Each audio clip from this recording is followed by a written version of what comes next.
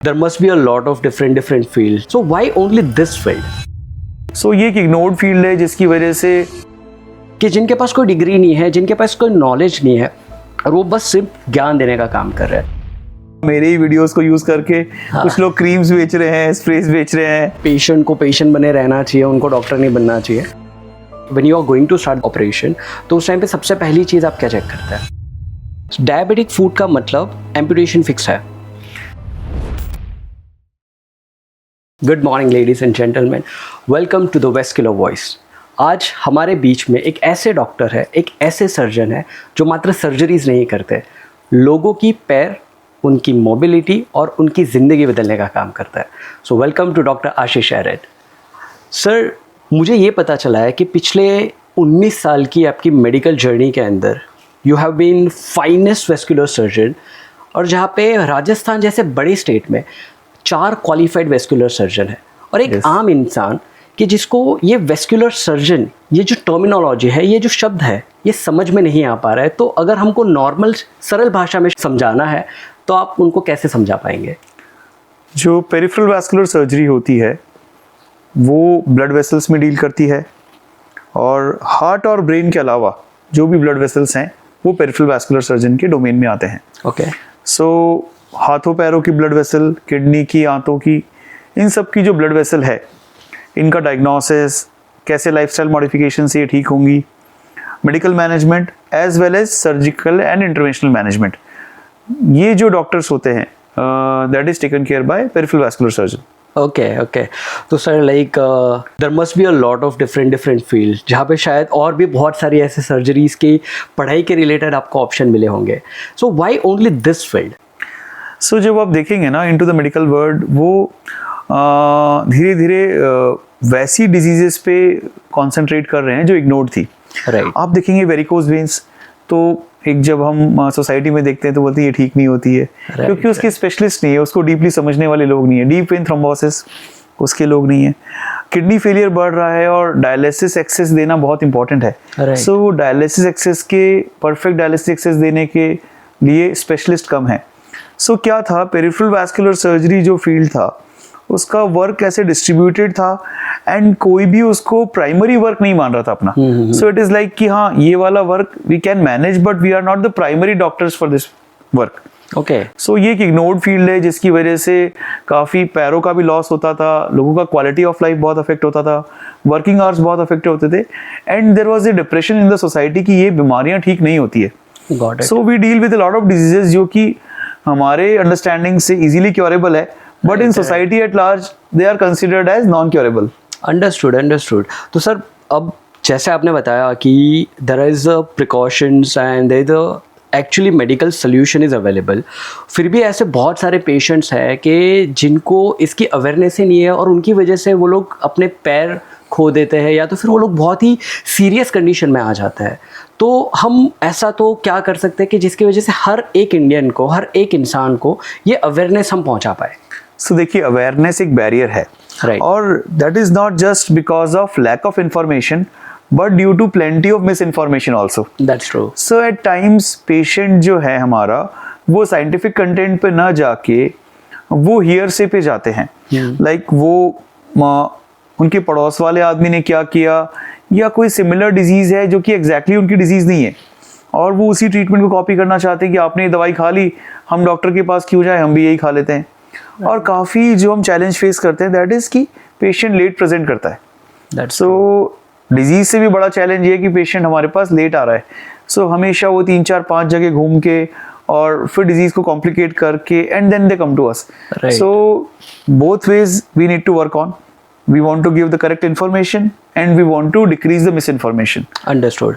तो सर, ये जो misinformation आती है, तो do you think so that Google and there are so many other social media platform कि आज बेसिकली एक डॉक्टर होते हैं, वो इतनी सारी पढ़ाई करने के बाद अपने आप को इंस्टाग्राम में as a well wisher, as a good creator in terms of spreading an awareness and health वैसे लॉन्च कर रहे हैं। लेकिन बहुत सारे ऐसे भी है कि जिनके पास कोई डिग्री नहीं है, जिनके पास कोई नॉलेज नहीं है, और वो बस सिर्फ ज्ञान देने का काम कर रहे हैं। तो वैसे केस के अंदर पेशेंट्स को सच में कैसे पता चलेगा कि he is the right person कि जहाँ पे जाके मैं अपना इलाज करवा पाऊँ? सर थोड़ा डिफिकल्ट है, उसके लिए उनको सही प्लेटफॉर्म सर्च करने पड़ेंगे। Like if they give a good command to the ChatGPT, Claude, तो वो साइंटिफिक इंफॉर्मेशन उनके पास आती है। Right. लेकिन वो एक पॉपुलर कमांड जब देते हैं तो उनके पास पॉपुलर इंफॉर्मेशन आ जाती है, विच इज़ सो इंडिया में जो भी साइंटिफिक ट्रीटमेंट है उसको ऐसे देखा जाता है ये एलोपैथी है, इसके साइड इफेक्ट्स होंगे, या हम डॉक्टर के पास जाएंगे तो सर्जरी कर देंगे सीधा। इवन काफ़ी एग्जांपल्स हैं जहाँ मेरे ही वीडियोस को यूज़ करके कुछ लोग क्रीम्स बेच रहे हैं, स्प्रेस बेच रहे हैं। I shared one with you also. So अगर मेरे पास भी वीडियो आएगा ना तो it will be difficult to differentiate कि ये डॉक्टर बेच रहे हैं कि नहीं कर रहे हैं। सो मिस इन्फॉर्मेशन है, बट अगर लोग सही चीजें ढूंढेंगे, साइंटिफिक कंटेंट ढूंढेंगे, तो they will get to know me or other vascular surgeons and they will find the right solution. Right. और sir I personally think so कि पेशेंट को पेशेंट बने रहना चाहिए, उनको डॉक्टर नहीं बनना चाहिए। और आपको गूगल को या चैट जीपीटी को डॉक्टर कंसीडर नहीं करना चाहिए, क्योंकि अल्टीमेटली वो आपका कोई भी डिसीज अगर है तो वो क्योर नहीं करने वाले, वो सिर्फ इन्फॉर्मेशन आपको देने वाले हैं। Exactly. ये बहुत इंपॉर्टेंट है। सो सी, जब हमारे पास पेशेंट आते हैं वो काफ़ी गूगल करके आते हैं आजकल, एंड जब मैं प्रिस्क्रिप्शन लिखता हूँ, my prescription is very simple prescription, जो कि बहुत इसेंशियल मेडिसिन से मैं वो लिखता हूँ। एंड देन गेट पे जाते हुए वापस अंदर आके पूछते हैं कि कोई साइड इफेक्ट तो नहीं होगा। Okay, so I tell them कि आप जो भी मॉर्निंग से नाइट तक करते हो ना, उन सबके साइड इफेक्ट है। यही एक साइंटिफिक प्रिस्क्रिप्शन है जिसके मिनिमम साइड इफेक्ट है। So you are doing all random things from morning to evening. वहां आपने खुद को भी कभी क्वेश्चन नहीं किया कि क्या इसके कोई साइड इफेक्ट है, या can it be done better, can I have a better sleeping posture, can I have a better breakfast, can I have a better dinner, what should be my screen time. वहां कई question नहीं हुआ। And जो एक most scientific prescription है उसी में side effect ढूंढने की कोशिश हम कर रहे हैं। So this is a common Indian mindset, जो कि हमारे पेरेंट्स, हमारे रिलेटिव भी करते हैं। सो ये उनको समझना जरूरी है पेशेंट्स को कि ये मोस्ट साइंटिफिक पर्चा है जो उनके हाथ में है। ये prescription is the one which is made by a well read person. True. So they should follow it religiously, and even if there is a problem, they should consult the doctor कि ये मुझे suit नहीं कर रहा है। We are always ready to rectify and do a change in treatment. That's perfect, sir. And sir, अभी फिलहाल जितना मैं समझ पा रहा हूँ, it's like when I was in my kids वाला time zone, तो उस टाइम पे it means like when I was studying in my 10th or something, तो उस टाइम पे I didn't hear this kind of like disease or something. तो do you really think so कि like आज की जो हमारी लाइफस्टाइल है या जो हमारा खान पीन है, वो बहुत सारी ऐसी बीमारियों को लाइक हम इन्विटेशन देते हैं हमारी बॉडी के अंदर? Definitely. See, two things I want to tell. First thing कि जो पेशेंट्स मानते हैं ना कि पहले का टाइम बहुत अच्छा था और अभी खराब हो गया है, right. एकदम गलत है। If you Google you can see what was the average life expectancy in 1947 in India. It was 32 years. So people were dying left and right due to many reasons. Understood. आज India की life expectancy 70+ year है।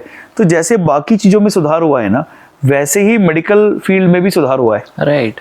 सो ये मानना कि पुराना सब कुछ अच्छा था, नहीं, अभी अच्छा है, आगे और अच्छा होगा। So as we are progressing in other fields, we should ensure society that we are progressing positively in medical field also, and we are enabling you to live longer, healthier, more productive. So ये वाली जो condition है कि हम बचपन में क्या सुनते थे, उससे डेफिनेटली अभी बहुत बेहतर है। We are more informed. Diseases उस टाइम भी थी, साइलेंट हार्ट अटैक्स उस वक्त भी आ रहे थे, कैंसर उस टाइम भी थे, बट डायग्नोज नहीं हो रहे थे। बिल्कुल। और अभी का टाइम कैसा है, there is a large platter. आप एक 5-star होटल में गए, you have many things to choose. So good bad ugly सब कुछ है प्लेटर पे। What we choose makes our life. So as we have progressed, lifestyle खराब हुई है, लोगों का sleeping posture, sitting posture, actual body exercise कम हुआ है, फूड भी प्रोसेस्ड फूड हुआ है, बट चॉइसेस अवेलेबल है। So we can always make a healthy choice towards exercise, diet and our other routine daily things. That's perfect, sir. So it is always about like choosing a right thing for our right future. That is the most important thing. Yes, I will say it that way कि we have more on the platter, and in the future they will have even more to choose from. So if we are just focusing on the negative things, we'll be biased toward that, but we are definitely having much better time than earlier, and in the future it will be fabulous. That's superb, sir.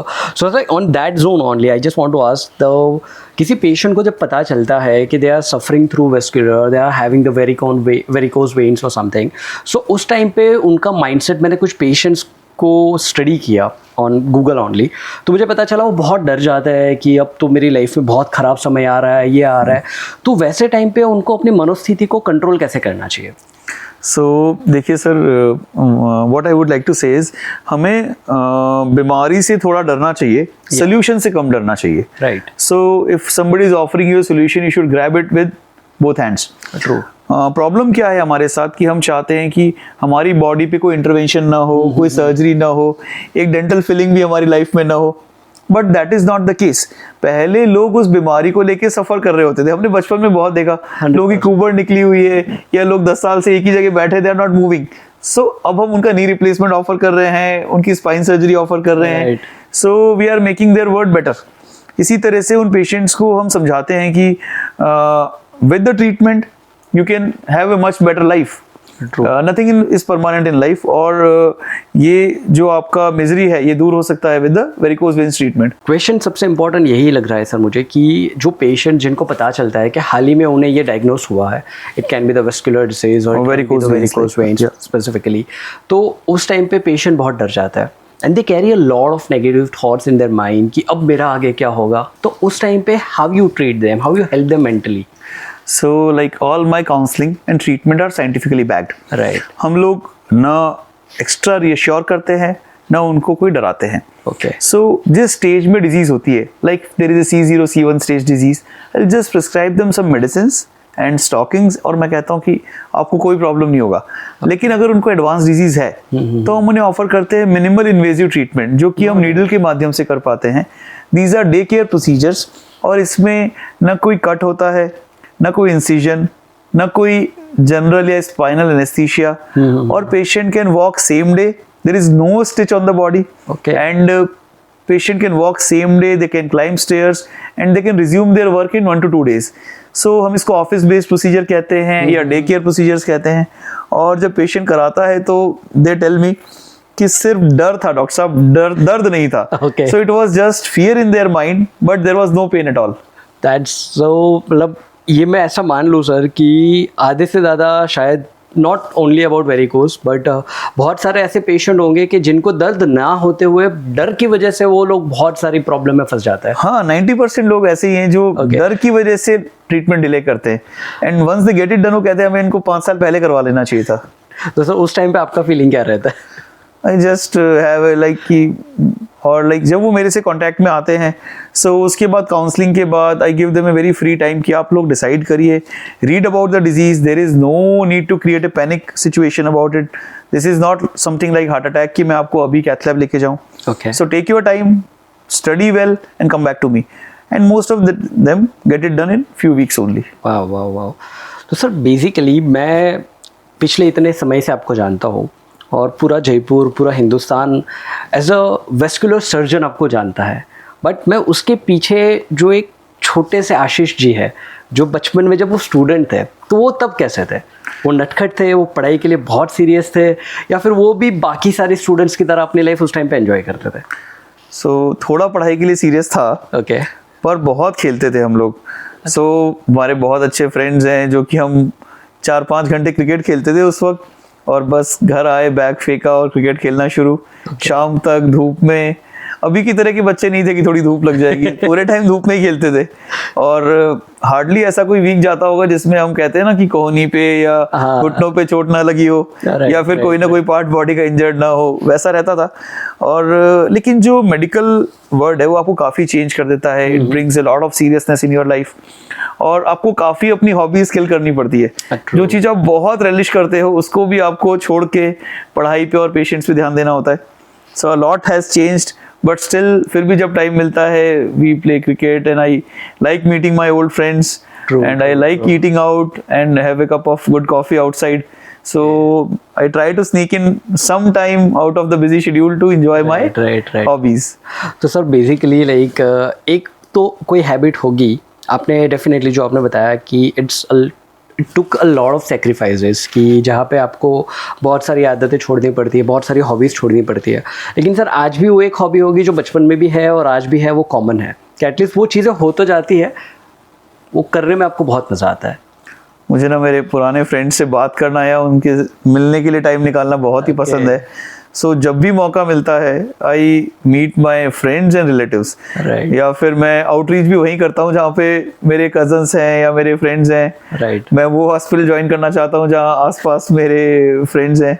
सो मुझे बहुत ही अच्छा लगता है to reconnect with the people I love to meet. तो sir doctor बनना पड़ा आपको, ये आपका ड्रीम आ गया था 11th-12th में कि नहीं मुझे डॉक्टर ही बनना है? What is your story? Doctor बनना तो एक ड्रीम था ही। I am from a small place जहाँ की मेडिकल फैसिलिटीज़ की काफ़ी कमी थी, और मैं अबव एवरेज या एक्सेल ग्रेड में करता था। Wow. तो बाकी लोगों की भी एक्सपेक्टेशन थी कि हाँ हमारे गांव का लड़का डॉक्टर बनेगा। सो वो चीज़ थोड़ी सीरियसली हमने परस्यू करी, और जब एग्ज़ाम दिया तो I got 59 rank in all India. So फिर एक ड्रीम जो कि नीमच से शुरू हुआ था, जावद जैसे छोटे शहर से शुरू हुआ था, वो सीधा दिल्ली ले गया मुझे। Okay. एंड मेरा सारा एजुकेशन दिल्ली एनसीआर से ही हुआ। फिर for 17 years I was in Delhi. Wow. सो काफ़ी कुछ चेंज हो गया, पर हाँ वो एक ड्रीम था कि हाँ डॉक्टर बनना है। Okay, so how does it feel like कि when you got the first tag as a doctor, like आपके नाम के आगे जब डॉक्टर लगा, तो what was the moment at your home and your entire family? So it was really really good, and like मतलब parents को और मेरे ग्रैंड पेरेंट्स को स्पेशली बहुत ही अच्छा लगा, and they were really very proud. And even जो हम we come from a small town, तो जो खुशी है ना वो सिर्फ लोकली रिस्ट्रिक्ट नहीं रहती है, सब जगह सभी लोग खुश हैं। तो एक तरह से आप मानोगे ना पूरे गांव में हैप्पीनेस है, और उनको ऐसा लगता है कि उनका ही लड़का डॉक्टर बना हो जैसे। That's true. और वो फीलिंग एब्जॉर्ब करने में बहुत टाइम लगता है, मतलब it is not easy to absorb, and it is very overwhelming also. That's so that is a very good feeling, difficult to describe in words, but या वो एक बिल्कुल लाइफ चेंजिंग एक्सपीरियंस आपको होता है, and Right. It feels really good. That's superb, sir. Sir जब आपको बड़े बड़े न्यूज़ चैनल से, बड़ी बड़ी प्रेस्टिजियस इंस्टीट्यूट से जब इनविटेशन आता है एज अ की नोट स्पीकर, क्योंकि मैंने बहुत सारे आपके ऐसे वीडियोस देखे हैं where you are awaring the people, where you are taking a session on it, so उस टाइम पे आप अपने आप को एज अ MBBS स्टूडेंट की तरह कनेक्ट कर पाते हो? क्योंकि वहाँ पर भी तो ऐसे सेशंस के लिए कोई ना कोई डॉक्टर आते होंगे। ये बहुत ही अच्छा क्वेश्चन है। सो लाइक मैंने बहुत सारे इंस्टीट्यूट में लेक्चर लिया है, राइट। मेडिकल में, नर्सिंग, फार्मास्यूटिकल, थोड़े अब्रॉड भी हमने प्रेजेंटेशन किए हैं। लेकिन जब मुझे मौलाना आज़ाद मेडिकल कॉलेज जहाँ से मैंने पोस्ट ग्रेजुएशन किया है, वहाँ एक छोटे से सेशन के लिए इनविटेशन था। So that was very overwhelming, और उस वक्त मुझे लगा कि मैं तो अभी भी स्टूडेंट हूँ, और वहीं जाके बात करना, वहीं पे जाके लेक्चर लेना, सो वो बहुत ही ज़्यादा हैप्पी मोमेंट्स हो जाते हैं। बिकॉज जब आप एज ए स्टूडेंट वहाँ जाते हो और बाद में एज ए फैकल्टी जब वहाँ जाते हो, वो बहुत फ़र्क है। But at heart you are again a student at that point of time. तो सर बिल्कुल ये एक्सपीरियंस मेरे साथ भी हो चुका है। Like when I did my MBA and just when I was stepping out from my college at that time only I started my company called School of Skill, and उस time पे हमारा जो कॉलेज था वो university बना था। In that moment college asked me to conduct one entire event on the behalf of School of Skill only। तो ये चीज़ मुझे समझ में आ गई। लेकिन सर एक जो मैं डिफरेंस समझ पाता हूँ, कोई भी MBA ग्रेजुएट से हो या IPS या IAS ऑफिसर हो, वो कभी भी अपने नाम के आगे या पीछे प्रैक्टिसिंग ये वर्ड नहीं लगाते। Only doctors are like that कि they are practicing.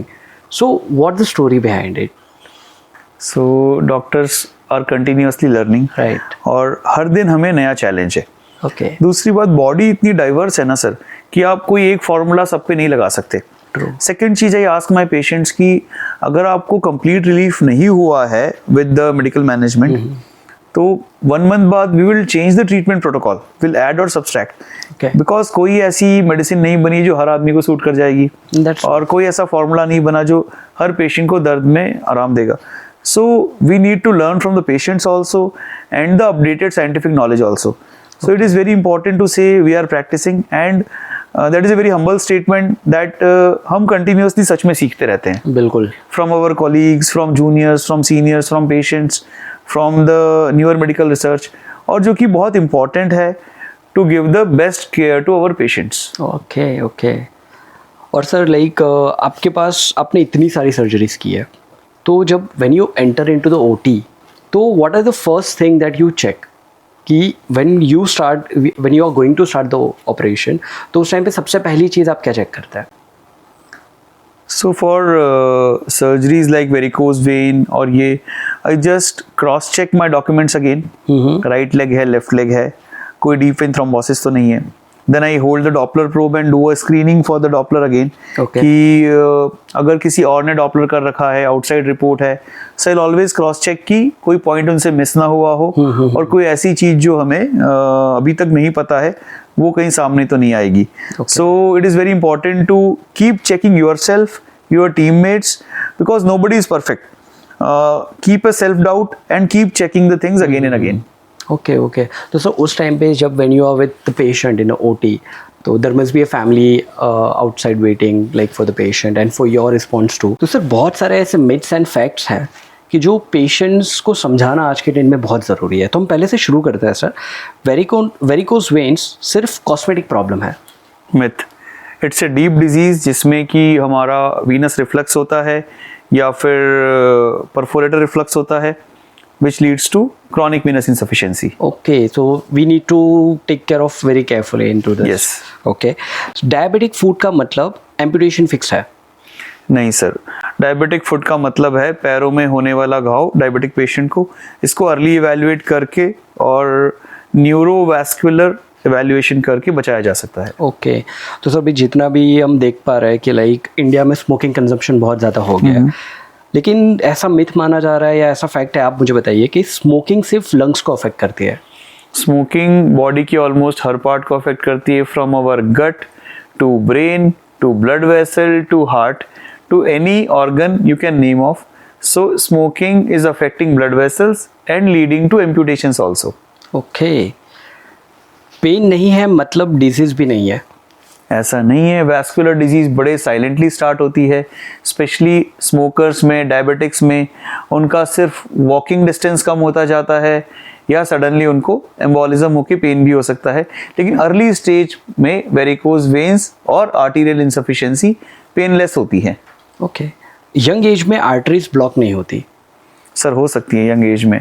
So there are many mechanisms, जैसे कि थ्रोम्बोफीलिया हो गया, जेनेटिक कॉजेज हो गए, वैल्वुलर डिफेक्ट्स हो गए, और भी बहुत सारे रीजंस है कि जिनसे यंग एज में भी आर्टरीज ब्लॉक हो सकती है. Smokers and diabetics are also prone to. Sir आपके पास ऐसा कोई केस जो यंग एज में जिनके आर्टरीज ब्लॉक हुई हो ऐसा? Yes sir. सो 40s में तो बहुत सारे हैं. Even at the age of 15-20 हमारे पास आए हैं पेशेंट्स जिनको की आर्टरीज ब्लॉक हुई है. और simple diarrhoea can lead to dehydration, lack of water can lead to dehydration, a sunburn can lead to dehydration and cause a arterial insufficiency or clotting. That's such a insightful sir. Angioplasty सिर्फ heart की ही होती है?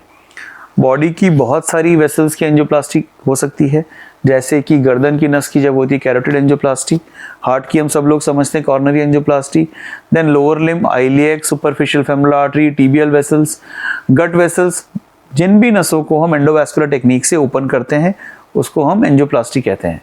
Okay. तो sir now I just want to ask one heart touching story of yours. Just imagine like it was your first OT, आपकी लाइफ की ये पहली सर्जरी थी and the surgery went so good, it is totally successful. How was your feeling at that moment?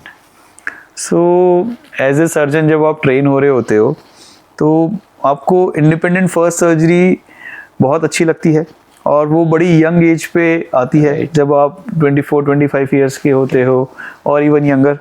So that is very satisfying और वो सब लोग उसको बहुत चेरिश करते हैं, अप्रिशिएट करते हैं. एंड मोस्टली कोई छोटी सी पार्टी भी उस दिन होती है इन medical college in everywhere, like कि आज तुमने पहली सर्जरी करी है, so let's celebrate. So that is a very heart touching point in every surgeon's life and वो हमेशा याद रखी जाती है. So how old you were at that time?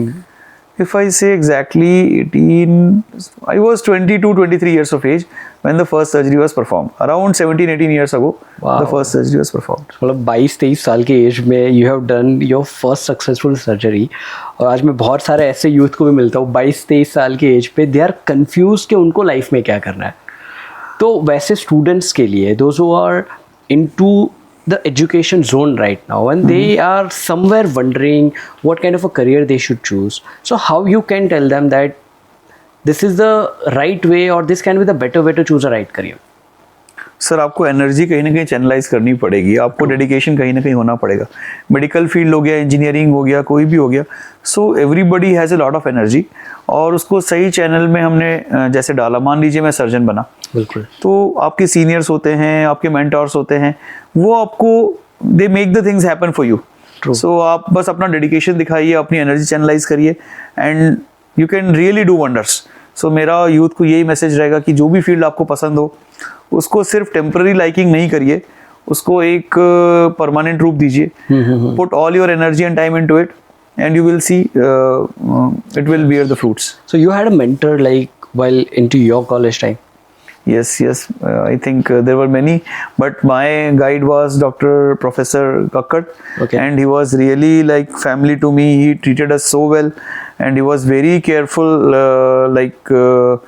he was very conscious about us, and he made sure that we learn, we work very hard, we eat our breakfast on time. Okay. So he was like parents to us. Wow. And I'm really grateful for such great mentor. Nice. Thank you so much, sir. And so this is all about Dr. Ashish Aaron, and I hope this is not just an episode. This is something that India needs, this is something that youth needs, and this is something that every one of us listening right now, we need it. So stay safe, take care, get well soon, and all the very best.